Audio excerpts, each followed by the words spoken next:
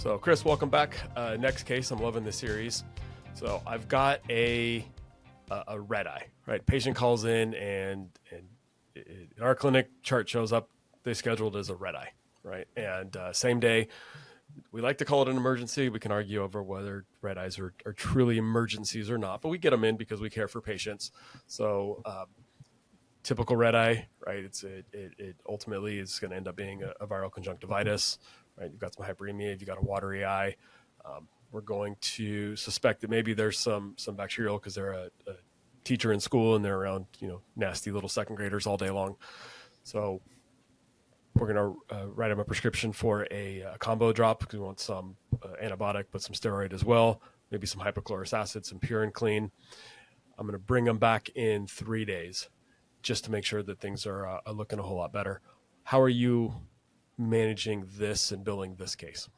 Can I ask one follow-up question? Please. Did that patient have any other, like, were they have a fever? Did they have any other systemic symptoms outside of just the red eye? Cold, didn't feel well, malaise, headache. Let's say no to start, and let's come back and say yes. Fair enough. All right. So in my mind, I would think about that as an acute uncomplicated illness or injury based on the AMA's definition. That would be a low type of problem or a level 3 type of problem. And then you prescribe a medication, which is a moderate intervention. That would be a level 3, right? We have to have 2 of the 3 rows underneath one of those columns in order to hit that column. Again, if you're thinking about a grid, we've got those on iCode Education. If you're thinking about a grid, basically, you're thinking low type of problem, moderate intervention. That's a level 3. That's how I would think about that. Then you said, well, let's play this out, because you said, well, we'll see them back in 3 days. Okay, so 3 days. Let's say they're doing well. Do you want to tell me, are they doing better? Yeah, they're doing better. Okay. So basically it's run a typical course, a definitive and prescribed course. And when you see that patient back, now it's a mild, uncomplicated illness. And so what happens is that condition went from an acute uncomplicated illness to something that is resolving with what your expectations are.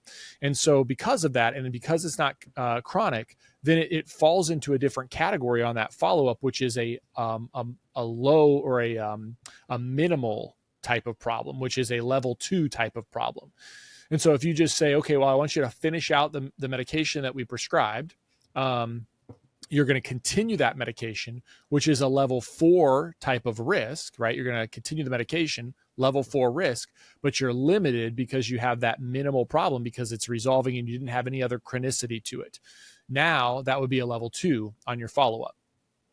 So, perfect. So let's go back and say that, because you asked about systemic associations. Yeah, they were feeling, crummy, maybe had a low-grade fever, which, by the way, do you measure temperature in the office? Not anymore, but I saw a chart recently from a patient that I hadn't seen in 4 years. And we were still measuring temperatures on those patients, but no, I don't routinely. Okay. But they say they're feeling crummy. They say they have a low grade, had a low grade fever. So same red eye presentation. How do you walk through this? Yeah, it's an acute illness. So again, AMA definition actually talks about this. They say an acute illness with systemic symptoms is now a moderate type of problem. So we don't, what's important about this, Aaron, and so obviously it's important because yes, okay, we go from a level 3 now to a level 4 because we have the same intervention. So moderate problem, moderate risk, now we're a level 4.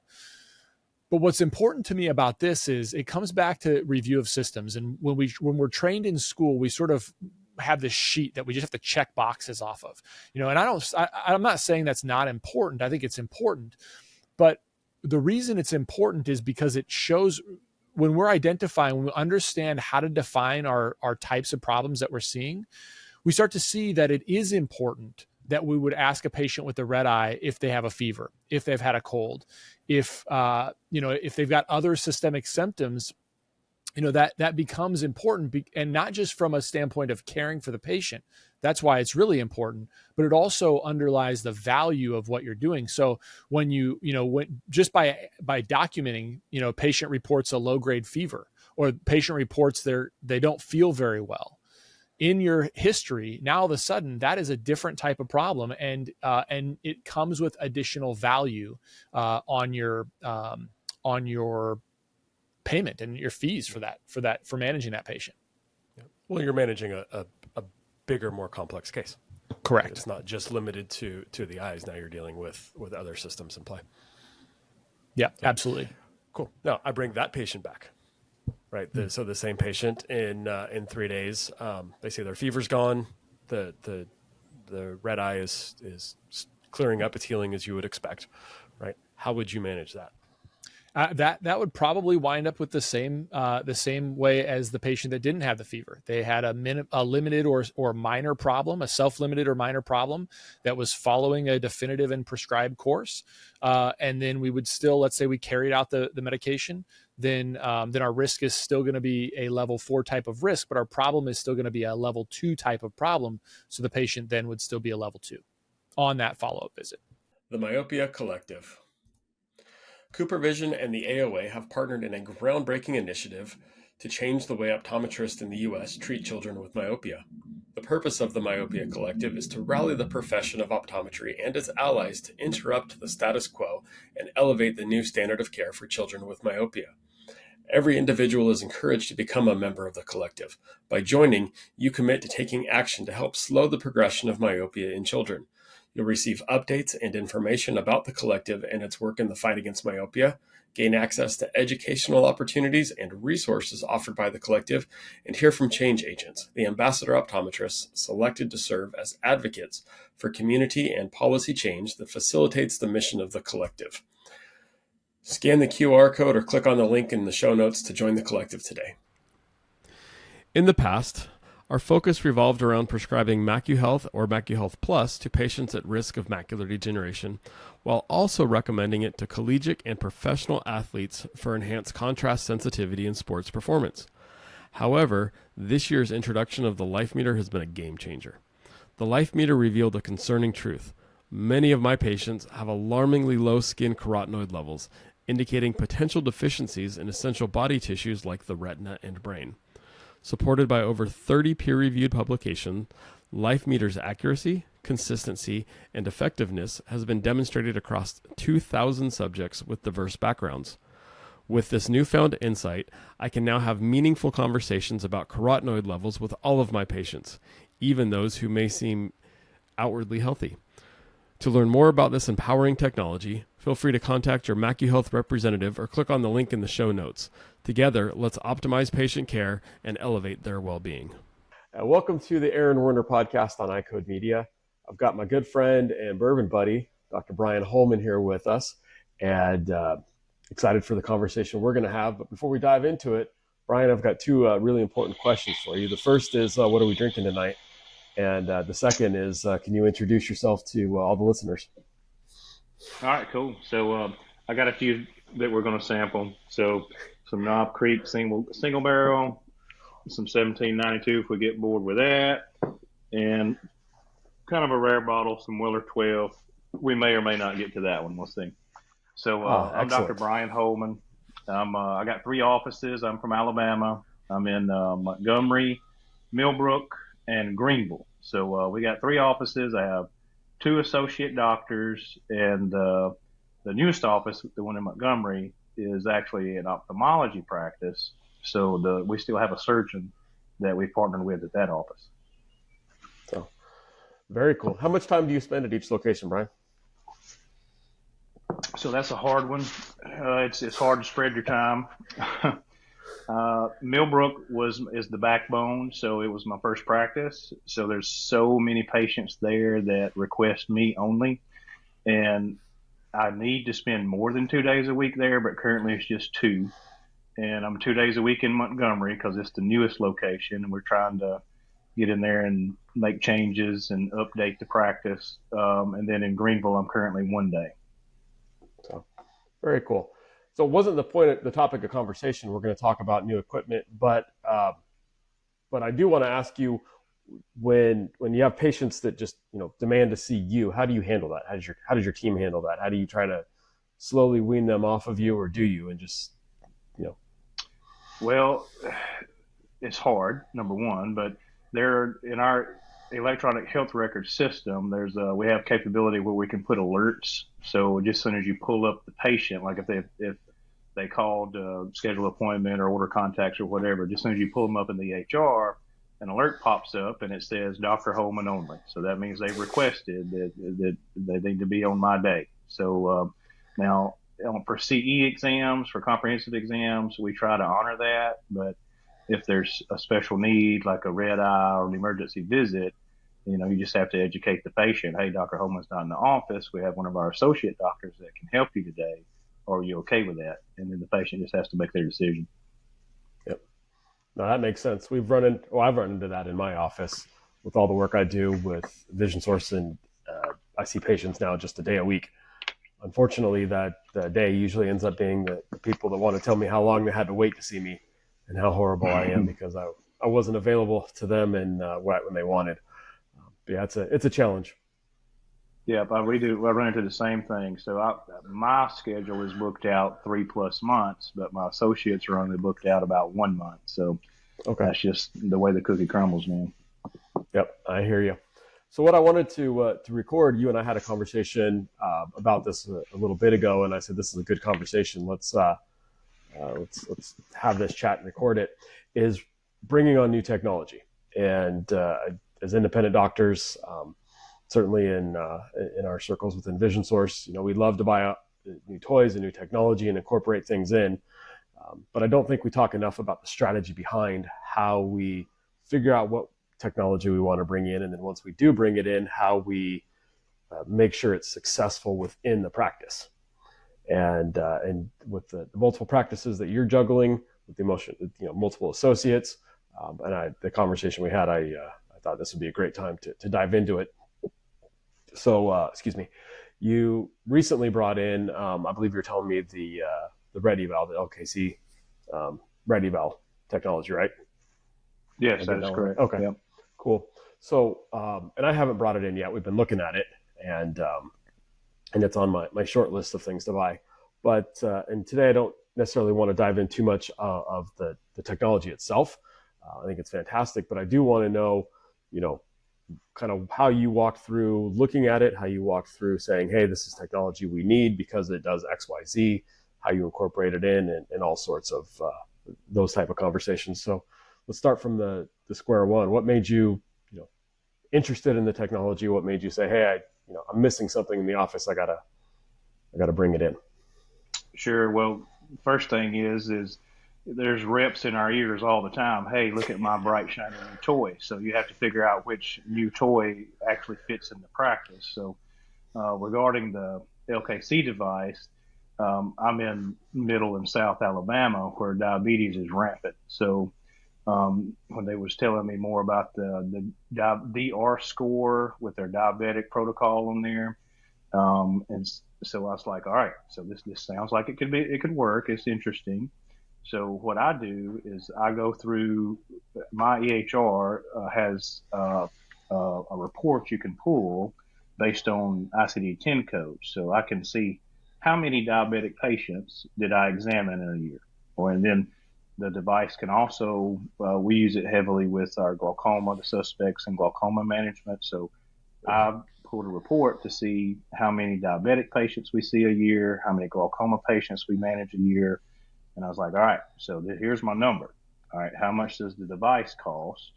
How many scans can I, on average, run per year? And then you do that math. And if the math does quotations math, then it's a green light. So the procedure has a very good ROI. In Alabama, we bring on average about $120 per scan. And I would say on average, in each office, we're running the test at a minimum of 2 times a day per office because we're just that disease heavy. So it fit in perfectly with the ROI equation. Nice.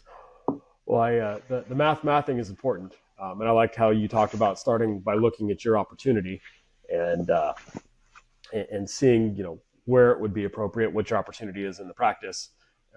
And I know you, some of our listeners may or may not, but I know you as an ethical doc. So you're not just going to run it because you can. You're going to run it because any test because you need to, right? There's medical necessity, and you're bringing it in. And certainly managing diabetic patients, at least for me, is one of the most challenging things because it's a disease that I don't think it's managed very well from a patient standpoint. Have you found that being able to share that score, that result with patients has made a difference in how patients receive your recommendations, how you're able to manage them? Yes, that DR score. If a patient, what we have found, if a patient has an abnormal DR score, based on the LKC studies and everything, they're at higher risk of developing worse retinopathy, and we have found that to be a fact.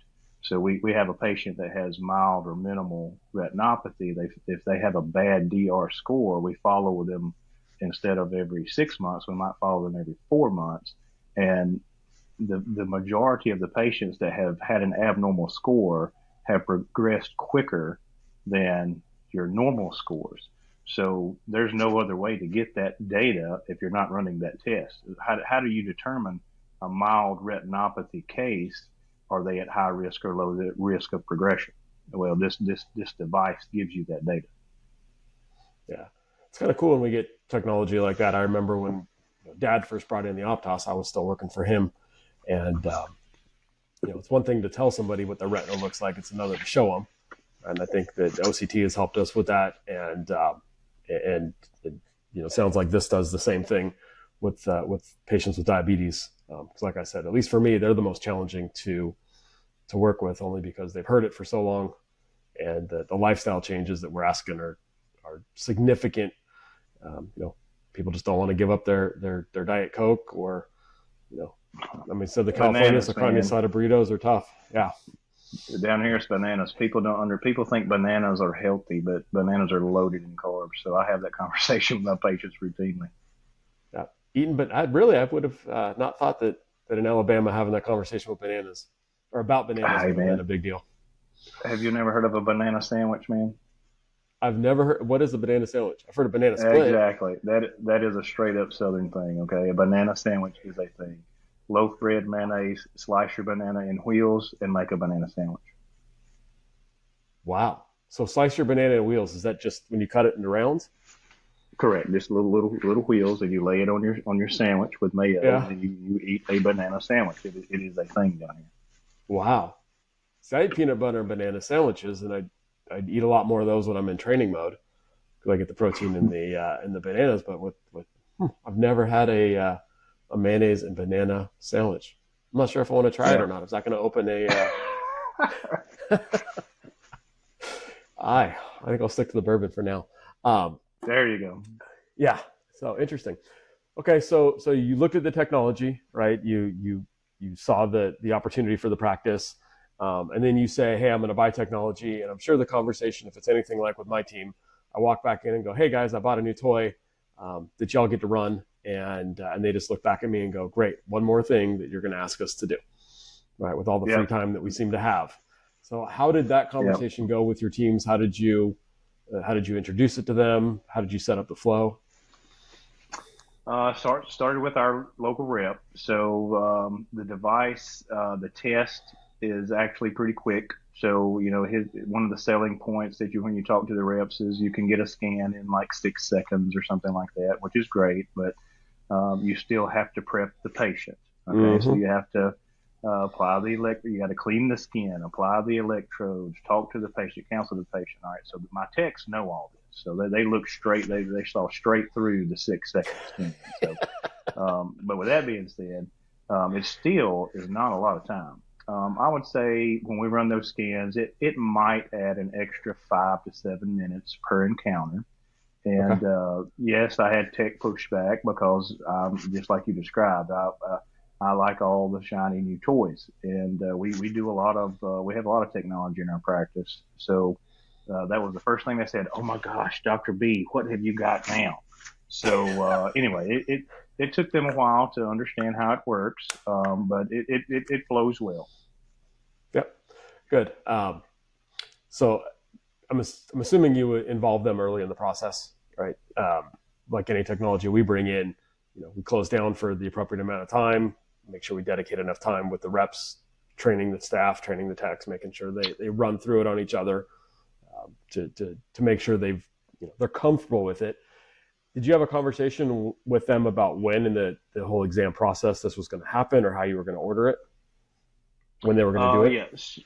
Yes. So the first thing we do is we believe in lunch and learn. So we'll buy lunch for the staff, and then we work through lunch, and we sit through a webinar, and then either the rep or a quotations trainer for the company comes in and works with the staff for a day or half a day to get them acquainted and comfortable running the test and performing it properly.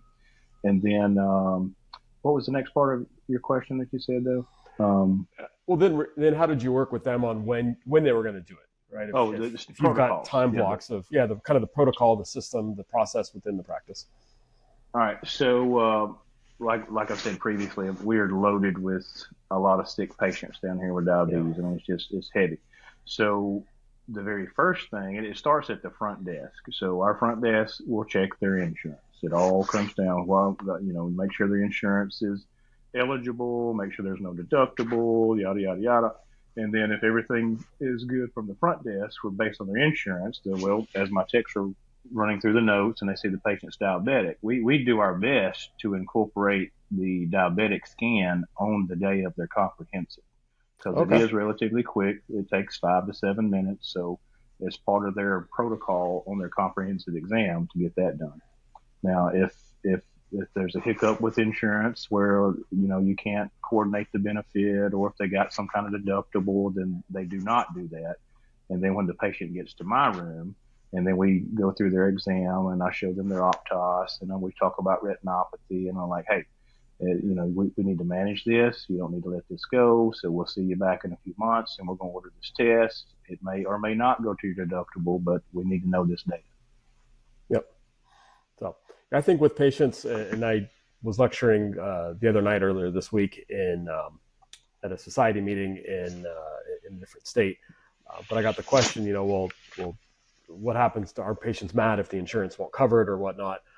And my answer back is it's all about communication and setting expectations. And that sounds like what you guys do, right? Yeah. You let them, correct. As long as there's no surprises, patients tend to be pretty happy. Now they might gripe that they got to pay something, just like I gripe that I got to pay $5 a gallon for gas in California, but I'm still sitting here paying $5 a gallon for gas in California, and happy to pay the sunshine tax. Setting that expectation up on the front end. And we also collect insurance information, medical insurance information for every patient exam. I'm surprised how many of our colleagues don't. So if you're listening and you don't do that, I would strongly recommend starting to, because it opens the door to patients to have a conversation beyond we do glasses and contacts. It's important that they know what we can do.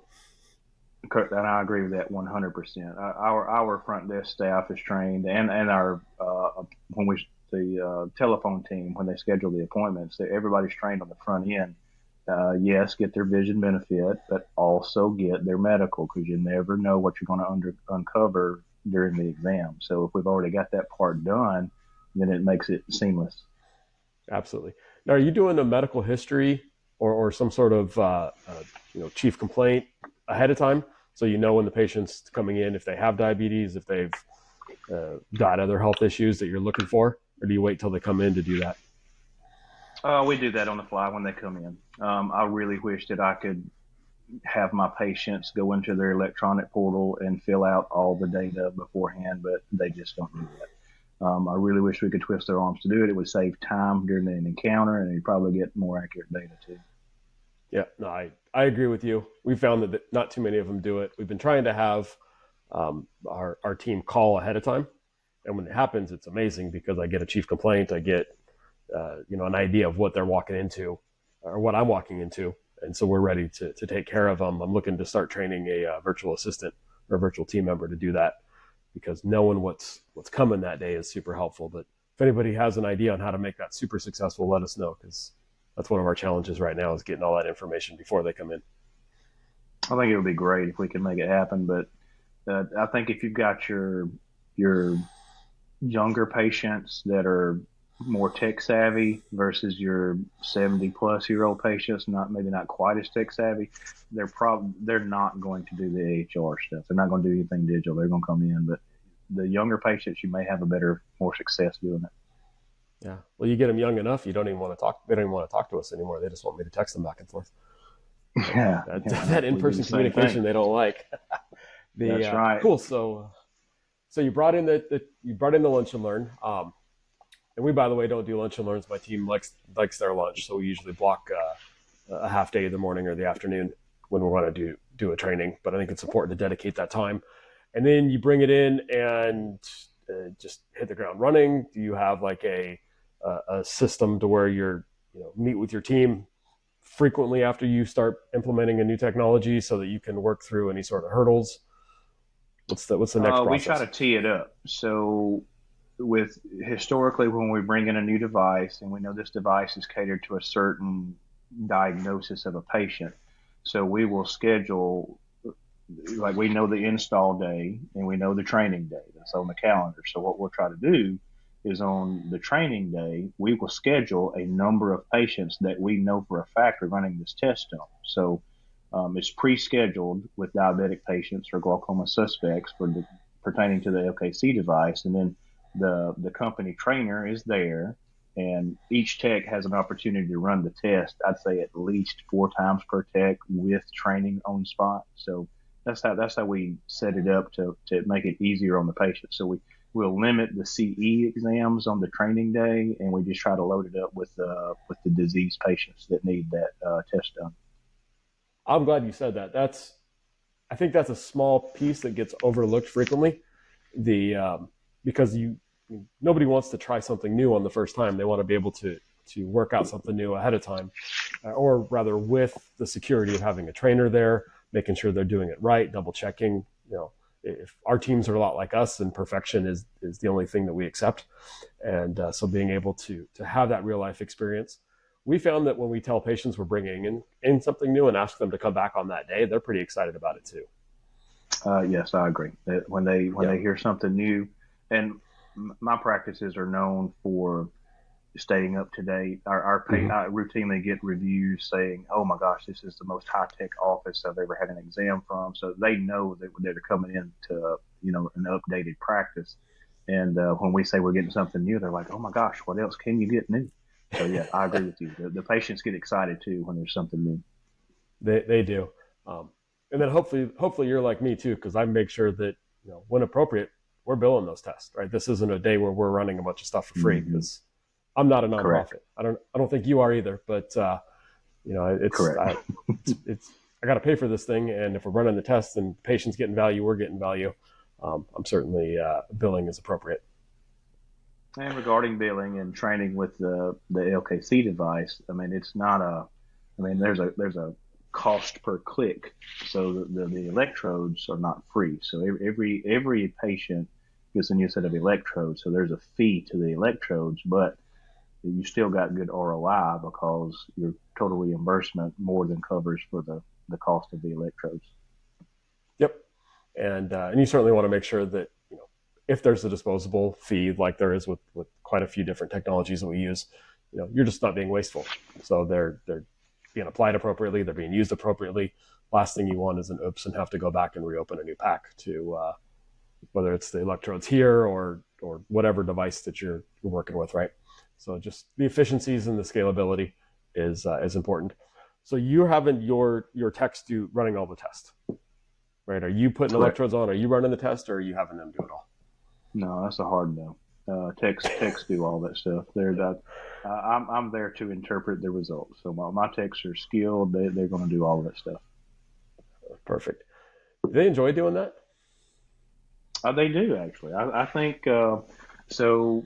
To expand on that, we've not necessarily stolen techs or staff members from other locations, but they seek us out because they're like, "Oh wow, you do that over there? Oh wow, you have all of this over there." So other technicians from within our geography have sought us out to be part of the team, because not only are we high tech? And but we have a good culture in our practice as well. So yeah, it's a good thing. That's cool. It's an interesting concept too. We'll go down to this rabbit hole for a minute. The professional development of your team, right? When they can engage more in the care of a patient, their quality of work improves, their quality of life, satisfaction with work improves. And I'm thinking right now, I recently spent some time with a surgeon friend of mine, ophthalmologist, and I spent time in his OR. Really cool setup they have. They got a big TV that's 3D, so he doesn't have to look into a microscope. He's just looking straight ahead while he's doing surgery. And that room was packed full of people. The techs, everybody assisting, the individuals getting all the instruments ready for them. If you ask them, they were the ones doing the surgery, right? They felt just as involved in the whole process as the surgeon did. The other thing that struck me is there was a rep from the company in the OR too, and for the IOLs that he was putting in, just giving him feedback and advice on what he was doing, which I thought was something that didn't cross my mind a whole lot. Sometimes I feel odd when a rep wants to come in and hang out with me for a day. Not I'm teaching them, but they want to look and see how we're processing and give us advice. And my gut reaction is, no, I got this. But watching a surgeon who I highly respect have a rep from the company in who's giving him some feedback, giving him some advice, having that conversation doing the surgery, kind of changed my mind a little bit on the importance of stealing the best ideas that these folks have by visiting lots of offices. Yeah. I'm a big proponent of if there is a better way to do it, that's how I want to do it. My staff know it. Yeah. And then to expand further on staff engagement or excitement, as they get more accustomed to running these tests and they get, I guess it's a double-edged sword here, to get excited when they recognize a problem on the test. I mean, obviously, as a doctor, you don't want to see the problem. You want your patients to be healthy, but they'll knock on my door, Dr. B, hey, look at this scan before you see this patient. You got to see this. So they've gained the skill set to recognize when something's bad. Again, I know it's double-edged sword to be excited that they see something on the scans, but they get excited about it. So that's part of our culture, and we take care of the patient, obviously, but they do get excited about that. No, I think that's super exciting and important, especially if they can recognize something while they're doing some of the pre-testing or other scans. They'll know that we're going to want to do an additional test, whether it's running an additional fields, whether it's running something else. What are you pouring right now? Just the. All right, so this one's the 1792. This one, if you read the reviews about it or read about it, learn about it, it's been challenged against Pappy, and they say that this one is as good as Pappy, but nowhere near the cost.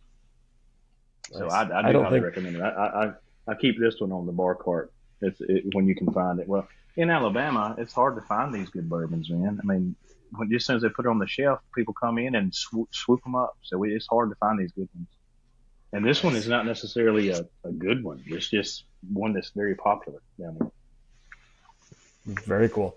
We might have to do another episode where you educate me a little bit on bourbons, because the other day I was telling you the bourbons I was drinking, and you were reminding me that none of those were actually bourbons. So. Oh, that's true. So Southern California boy got schooled. Yeah, there's a specific definition to call it a bourbon. If it's not a bourbon, it is a whiskey. Yeah. So well, they were good, but we'll have to learn the definitions. So where were we at? I got sidetracked on. On bourbon. You get excited talking about bourbon. Yeah, I think we were talking about staff engagement and the ability to staff to recognize a problem. Mm-hmm. Yeah. Recognize the problem. And what I love about that is, again, it's that personal job satisfaction. I think for us, it's really important to teach the skills that we have and teach our mindset.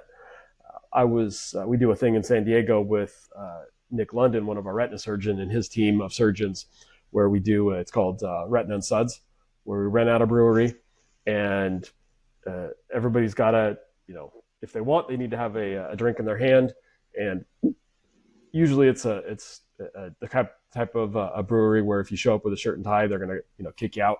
So it's super casual, right? Just order a whole bunch of food from the food truck that pulls up and spread it out on the tables, and we just run through cases. No CE, nothing formal, just no vendor presentation, just talking nerd stuff like we did back in optometry school.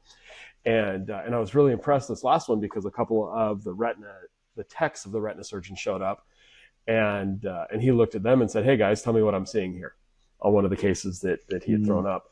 And the techs had walked through it beautifully, which I thought was just incredibly impressive, because the more people taking care of our patients, the better the care the patients get. And you could see the pride in the techs for kind of showing off their skills and what they were able to see in front of a bunch of doctors. You could see the pride in the surgeons in their techs because they've brought them to this level. So I think it's really important that we engage our teams as much as possible, and seeing it, understanding it. Now, none of the techs are going to diagnose it in front of a patient, but on the back end, they're seeing what's going on. I think they can also share some expertise, because patients trust us, but they really trust my techs. I think they relate a whole lot better to them. So when the tech looks back at them and it goes, "Oh yeah, this is, it's really important what he's talking about. You need to follow through, or X, Y, Z. It makes a difference." I agree with that. My technicians, we have what they call a super tech, other than optical. My technicians can go start to finish, including refraction and tonometry. And then including scribe techs. I have scribe techs in the office, so they know what to put in the chart as they hear me call out the findings. So they're already typing up assessment and plans when they hear the findings that I'm calling out at the slit lamp, or when I'm reviewing the Optos images. So I agree with you that the more skilled your technicians or your scribe technicians are, the better the patient encounter and the better the patient experience is. Yep, absolutely. And even if you have techs that aren't at the levels that yours are, which is the ultimate goal, I think it's important when a patient schedules for an eye exam, which they always call for, and my techs are taught and trained, and I think yours are the same. You start the regular process, but they get the chief complaint. So if they need to pivot from a routine managed vision care eye exam to a medical based visit, they can. But if they take a picture of their Optos picture, their OCT screening image, and they see something going on, they'll pivot right then, because there's nothing more frustrating than a new tech that doesn't know how to do that yet, and the patients wanted an eye exam, so they run through the whole managed vision care pre-testing scenario when that wasn't the problem. Right, the problem needed to be totally different, and they spent too much time trying to figure out VAs or get a color vision test or stereo, and when we got to go down a different path. Oh yeah, my techs they're pretty good at that too. They know when they see something abnormal, they'll pause and they'll say, "Okay, Miss Jones, hang on for just a second," and then they just leave the room and they go to me and they'll say like, "Hey, Dr. B, will you pull up this Optos?" Or "Dr. B, will you look at this screening test and let me know, do I need to continue?" And they do that routinely. Yep. So I love that. We teach our teams, the entire team, that anybody at any time has a chance to call an audible and say, "We got to make a change," and it's better to stop what you're doing, go have that 60-second conversation to make sure that everybody's on the same page, than it is to go down the wrong path and have to undo or essentially waste time with what you were doing. So yep, that's why I like talking with you. You're a smart guy. Right? Half these ideas I think I probably stole from you. Cheers. Amen. Awesome. So you brought in the technology. You brought in you've incorporated it. I'm assuming the goal from the beginning is just to have any new technology you bring in just to quickly become just part of what you do. Right, it's never the new fixture. It's part of just who we are and what we do and our identity. That is correct. Yeah, I guess part of my identity would be we are a high tech office, so our patients know it. I think my new office, they're learning to know it. So they, I've had that office since February, so we're getting some patients and repeat patients now for follow up care. And I've had multiple patients say, "Oh, wow, I can't believe all of the new technology you're bringing in. This is better. This is easier." And I highly believe in technology when it fits. Yep. I fully agree. So let me ask you this, because I know I've had this conversation with colleagues and even some friends that are scared to bring in new technology because it might highlight that last year they missed something. And it's we never want to do wrong by a patient, but I think sometimes bringing in something new to say, oh, maybe this has been going on and I didn't pick up on it for the last 2 years, the last couple of visits you were in, but now I have new technology that does. Is that ever a fear for you? Do you ever, when you're bringing in new technology, when you bought a new practice and you're looking to up the game, if you will, is there ever a concern that a patient might say, well, you didn't catch that last time, and if it's a chronic condition and I already had it, should you have picked up on it last time? I don't think it's a fear for me. I guess I can understand from the patient perspective. Hey, well, you got this new thing that found it now. Why didn't you find it last time? I can understand that perspective. I guess I would say to that patient, times change, technology updates. We do our best to keep up with the technology. The timing was right. We brought this technology in. Aren't you glad we did? Yep. That's how I would present it. Have you ever had a negative complaint from a patient about how you didn't have technology? Well, just how you didn't have something before and now you have it now. No. Most of them are all smiles. They're like, "Oh wow, this is something new. I know you, Dr. B." Yada yada yada. That's what we typically get. I've never had There's never been a negative on the technology that I can remember. Okay. We didn't talk about this beforehand, but I was assuming that's what you were going to say, because that's been my experience.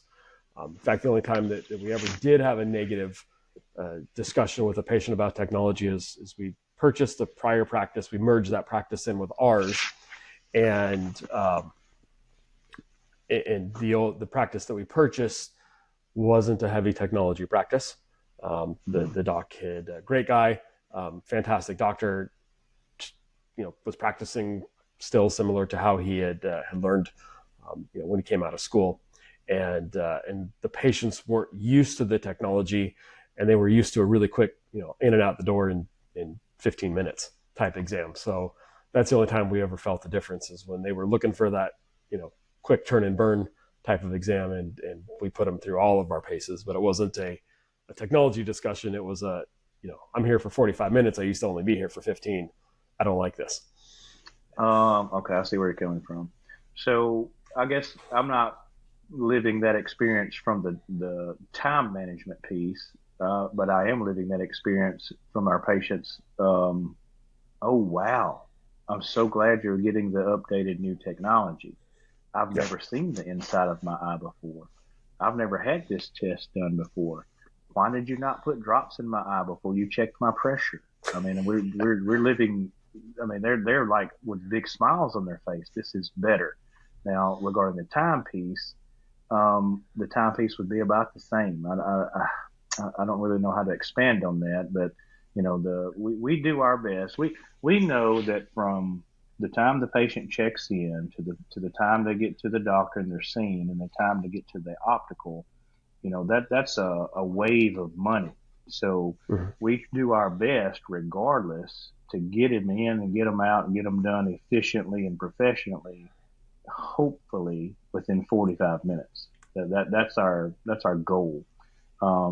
So the time piece regarding our seasoned techs really hadn't changed much.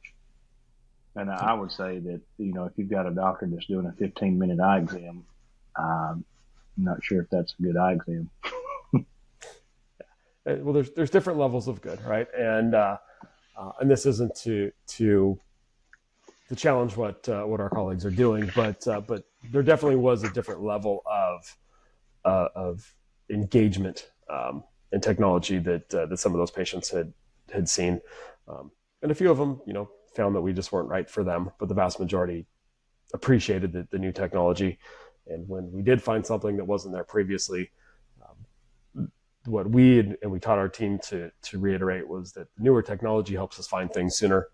And so, without it, we might not even have been able to find something this year, or that's information we wouldn't have had previously. So very cool. Well, what other thoughts do you have on if somebody comes to you and says, "Hey, Bryan, I'm looking at bringing in new technology, XYZ piece of equipment, the red eval." What advice would you give them in addition to what we've talked about today on making sure they bring in something successfully? What they should do? I would always survey people. I'm a huge believer in surveying people. So before I personally pull the trigger on something like that, I'm going to talk to at least 2 or 3 people that's already using it, and I'm going to say, hey, I've got all this chatter in my ear that I need to get this device. I see you've got it. Are you using it? Do you like it? Is it valuable? And I would highly recommend surveying people that already use the device before you put it in. Yep, I 100% agree. And I'll even throw 2 other questions that I do, because I do the same thing. One is I'll talk to the company's KOLs, but I also talk to the people that aren't KOLs for the company, right? So they don't have an additional incentive to say they love it. And then I always ask what they don't like about the technology, because nothing's perfect. Nothing is perfect. Agreed. And I want to know what speed bumps, and it might be little, it might be big, right? But I just want to know what I'm going to run into so that I get the full picture. And a good rep will tell us that. Most won't, because they don't like calling out, warts on their baby, just like we don't like highlighting where our inefficiencies are within our practice, at least publicly. But I think it's important to know where the challenges, where the hurdles, where it may not be effective, where I'm going to stumble. That way I'm going into it, eyes wide open. Yep, I like that too. Yep. And then I know you're a metrics guy, so I'm sure you're keeping track of how well it's being used, how often you're using it, and how it plays into the rest of your metrics within your practice. 100%. Yeah. You still have to wear your business hat. Your doctor hat is a little different than your business hat. So, you got your doctor hat on and you want to see the data, but if you got to switch your business hat home, and you need to make sure that you're actually paying for the device that you bought. So that's sometimes there's a big conflict there. So you have to be smart. Yep. Speaking of paying for the device, do you have a rule of, I'm putting you on the spot, do you have any sort of thought of rule of thumb on how fast you expect to pay off a new piece of equipment when you get it? I've never thought about it that way. So I don't necessarily have a rule of thumb. So what I look at monthly cash flow that's current, and I project what it would be if I put the device in. And then, based on the cost of the device, sometimes you just buy it outright, but sometimes you have to finance it. So if you have to finance it, and that goes into the cash flow equation, can I project enough procedures to cover the payment plus profit? So that's how I look at it. So I've never done the calculation of a time frame to pay it off or something like that. I look at the monthly cash flow equation. That makes sense. And I'm glad you brought the cash flow. We'll circle back to the paying it off time frame, but the cash flow equation, because too often I've sat and listened to a sales pitch, and look, reps' job is to help us, but their job is to sell stuff. Right. And so I don't put anything negative against them for doing their job. But I'll see, let's say the monthly payment on, whatever is $1,000, and they'll say, well, you only need to see, 10 patients a month to make that $1,000. Well, that just makes the payment. I didn't make any money on it. And if I've got a 5-year note and they're projecting it out over 5 years, I've got a piece of equipment that's not making me $1 for 5 years. And that's not an acceptable way to look at it from my perspective. So I'm glad you talked about, hey, I look at the payment from a cash flow, but I also calculate the profit. And that's now my baseline on a monthly basis. Correct. Right. Yeah. You got to be worthwhile. Yep. So the reason I bring up the time frame, and it varies on piece of equipment, but if the note's going to be a 5-year note, I want to make sure within 18 months, at most 2 years, it's paid off. And so I've calculated enough in there. Now, depending on the rate, I may spend all 5 years paying it off if the rate's low enough. And but that filters in that profit for me, right? If it's going to take longer than that to pay off, then either my systems aren't good enough, or my opportunity cost isn't there yet, right? I'm bringing something cool in, but the opportunity to use it appropriately isn't there, whatnot. So I think just making sure that you've got yourself covered from a profit standpoint is important, because what do we do with profits in optometry is we typically reinvest them back in the business, either in people or in technology. It's I'm not buying boats and beach houses all over the place. I'm investing back in to taking care of the patient. Yeah. So 100%. If you're not actually profiting on new technology you bring into your practice, then you're probably making a mistake on buying it. Yep. So, and Chris Wolf's got a really good discussion about looking at what you currently have, utilizing that to its full potential, to make sure that when you bring something else in, that those processes and flows make a whole lot of sense. I would add to that, don't break off more than you can chew. So, if let's say you got 3 nice shiny toys that you want. So you probably should not buy all 3 at one time. You should pick one and then go for a little bit, see how your cash flow changes, and then this one works.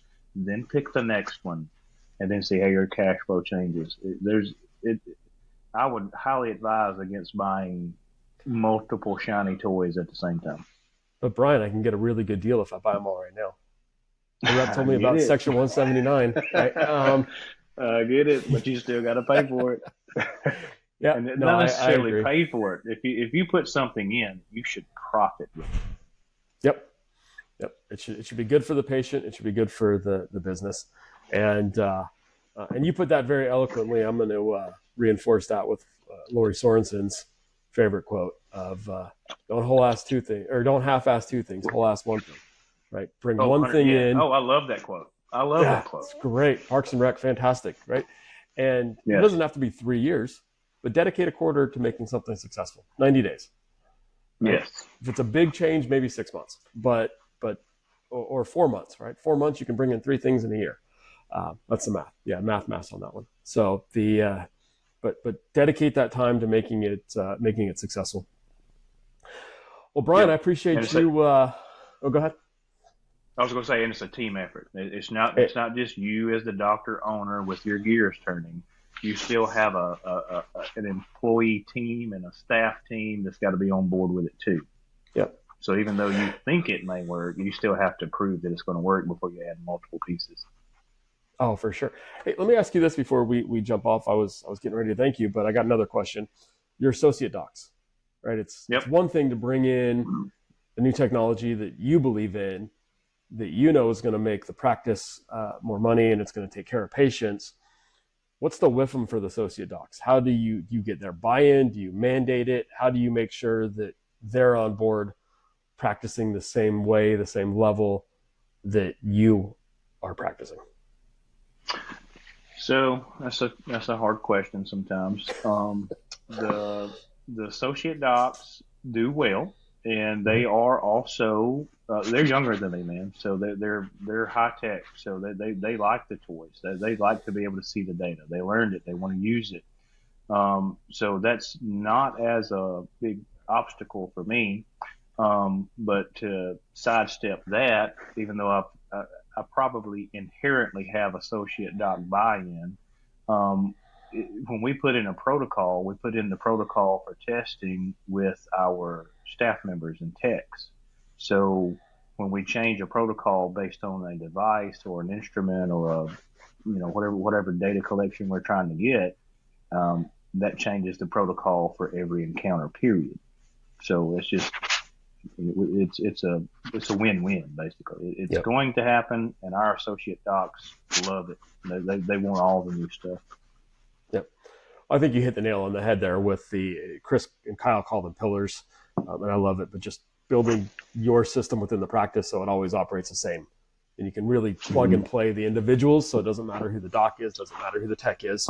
Correct. It matters. We do that the on purpose. Actually, we do that on purpose so that I purposefully rotate between my 3 offices, and my associates rotate between 3 offices on purpose.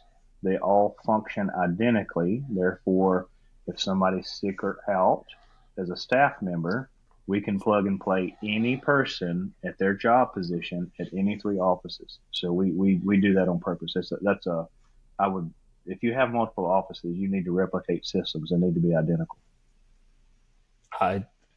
Everything with intention, right? I think that was more than just one of the 1990s or early 2000s, team building posters that showed up on all the office walls, but definitely do everything with intention.